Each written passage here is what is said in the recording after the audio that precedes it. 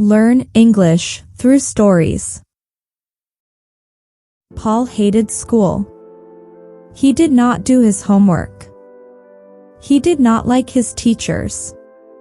Paul's father did not know what to do with him. His teachers did not know either. One afternoon, all his teachers at Pittsburgh High School met together with him to discuss his case. Paul was late. When he entered the room, his teachers sat waiting for him. He was tall for his age and very thin. His clothes were too small for him, but they were clean. He had a bright red flower in the buttonhole of his black jacket. One of the teachers asked Paul why he had come to the meeting. Paul said politely that he wanted to do better in school. This was a lie. Paul often lied. His teachers began to speak. They had many complaints. One said Paul talked to the other students instead of paying attention to the lessons. Another said Paul always sat in class with his hands covering his eyes.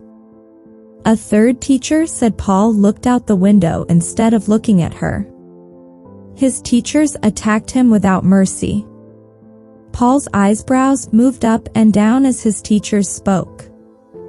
His smile never left his face, but his fingers shook as he touched the flower on his coat. At last the meeting was over.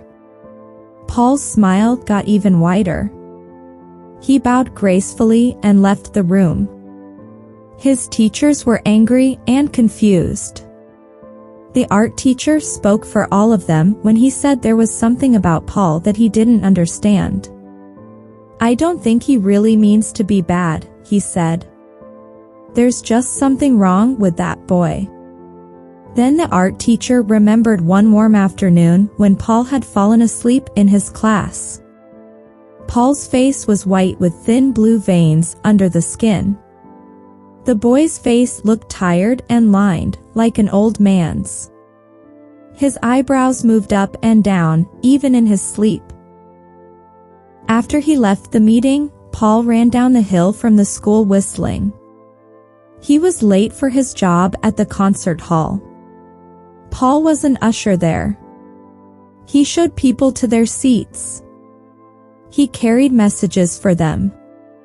He brought them their programs with a polite bow. Everyone thought he was a charming boy and the best usher at the hall. When Paul reached the concert hall that evening, he went immediately to the dressing room. About 6 boys were already there. Paul began changing his clothes with excited hands. He loved his green uniform with the gold pockets and design. Paul rushed into the concert hall as soon as he had changed clothes. He ran up and down the hall, helping people. He became more and more excited. His face became pink and his eyes seemed larger and very bright. He looked almost handsome. At last everyone was seated. The orchestra began to play and Paul sat down with a sign of relief. The music seemed to free something in Paul's spirit. Then a woman came out and began to sing. She had a rich, strong soprano voice. Paul felt truly happy for the first time that day. At the end of the concert, Paul went back to the dressing room. After he had changed his clothes again, he went outside the concert hall. He decided to wait for the singer to come out. While he waited, he looked across the street to the large hotel called the Skenley. All the important people stayed at the Skenley when they visited Pittsburgh. Paul had never been inside it, but he used to stand near the hotel's wide glass doors. He liked to watch the people enter and leave. He believed if he could only enter this kind of a hotel, he would be able to leave school, his teachers, and his ordinary, gray life behind him forever.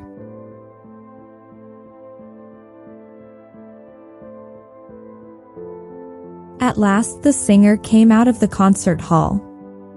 Paul followed her as she walked to the hotel. He was part of a large crowd of admirers who had waited to see her. When they all reached the hotel, she turned and waved. Then the doors opened and she disappeared inside. Paul stared into the hotel as the doors slowly closed. He could feel the warm, sweet air inside. And for a moment, he felt part of a golden world of sparkling lights and marble floors. He thought about the mysterious dishes of food being served in the hotel's dining room. He thought about green bottles of wine growing cold in silver buckets of ice.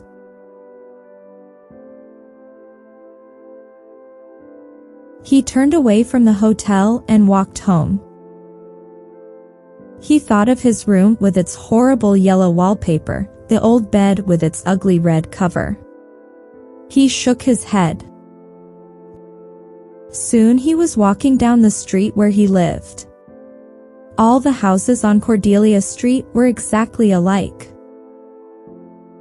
Middle-class businessmen had bought them for their families. All their children went to school and to church. They loved arithmetic. As Paul walked toward his house, he felt as if he were drowning in ugliness. He longed for cool colors and soft lights and fresh flowers. He didn't want to see his ugly bedroom or the cold bathroom with its cracked mirror and gray floor.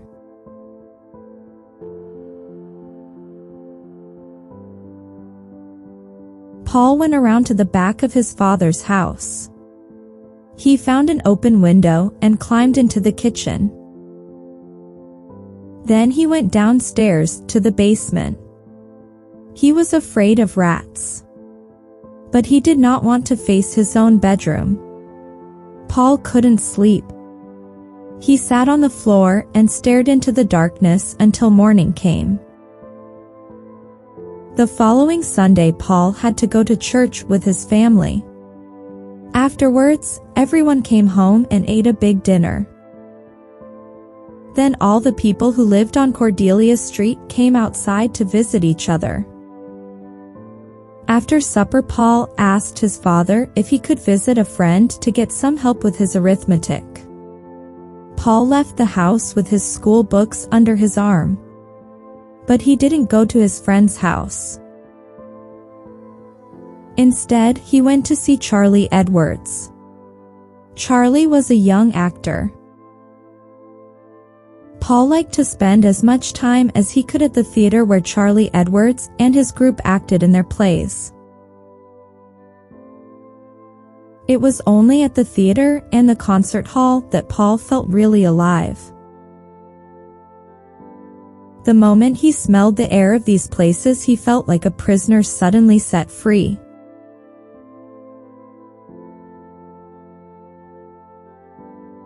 As soon as he heard the concert hall orchestra play, he forgot all the ugly, unpleasant events in his own life. Paul had discovered that any kind of music awakened his imagination. Paul didn't want to become a musician, however. He didn't want to become an actor either. He only wanted to be near people who were actors and musicians. He wanted to see the kind of life these artists led. Paul found a schoolroom even worse after a night at the theater or the concert hall. He hated the school's bare floors and cracked walls. He turned away from his dull teachers in their plain clothes. He tried to show them how little he thought of them and the studies they taught.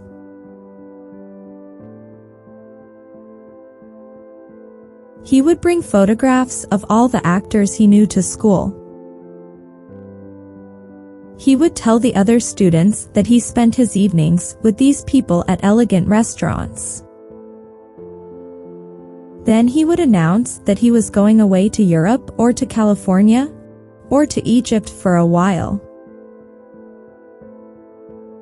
The next day he would come to school smiling nervously. His sister was ill, he would say. But he was still planning to make his trip next spring.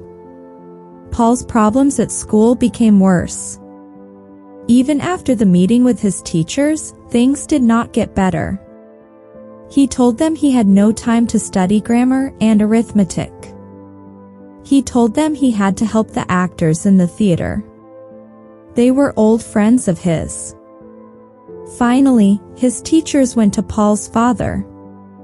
He took Paul out of school and made him get a job. He told the manager at the concert hall that Paul could not work there anymore. His father warned the doorman at the theater not to let Paul into the place. And Charlie Edwards promised Paul's father not to see Paul again. All the actors at the theater laughed when they heard about the stories Paul had been telling.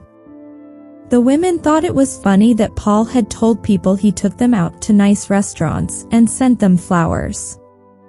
They agreed with the teachers and with his father that Paul's was a bad case. Let's have a look at the meaning of the words or phrases used in this story. You can take a screenshot of them